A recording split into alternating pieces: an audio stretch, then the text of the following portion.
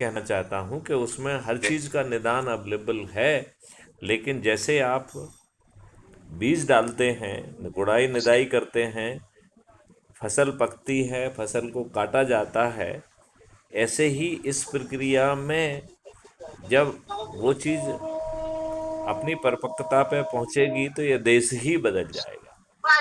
जी, ये बात आपने कहाँ तक समझी है? समझी है सर। मैं आपसे लास्ट टाइम भी बात हुई थी तो मैंने तब भी बोला था कि ठीक है, बट अच्छा, पहले आप एक काम करिए। जी। आपकी उम्र क्या है और आप क्या कर रहे हैं? जीविकोपार्जन के लिए आप क्या कार्रवाई करते हैं? जीवन यापन के थर्टी लिए क्या ईयर्स कर रहे हैं? कैसा चल थर्टी रहा है? हैं? 30 इयर्स की एज है। हम्म। इंजीनियरिंग बैकग्राउंड में है। किस चीज़ की इंजीनियरिंग की है? किस कॉलेज से की है? कब की है? इलेक्ट्रिकल एंड इलेक्ट्रॉनिक्स इंजीनियरिंग, हाँ हाँ। 2014, ओके। फ्रॉम भोपाल। भोपाल से ही हैं? आरजीपीवी की, और आप आरजीपीवी। रहते कहाँ हैं? सिवनी, छिंदवाड़ा, सिवनी डिस्ट्रिक्ट। सिवनी छिंदवाड़ा डिस्ट्रिक्ट में रहते हैं। Yes sir. और फार्मिंग, करेंटली फार्मिंग, खेती कर रहे हैं करेंट बेसिस पे।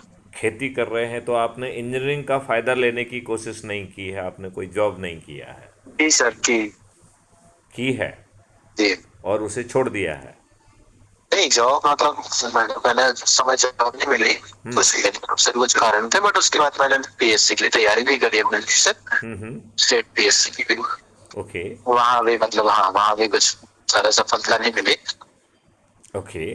और फादर भी फार्मर है तो इनके साथ भी मतलब थोड़ा सा हाथ बटाना जरूरी था। तो ओके। बहुत अच्छी कंडीशन नहीं है, घर की इकोनॉमिक कंडीशन थोड़ा बहुत लो है। वो भी ओके। करना पड़ा मुझको। ओके। ओके। ओके।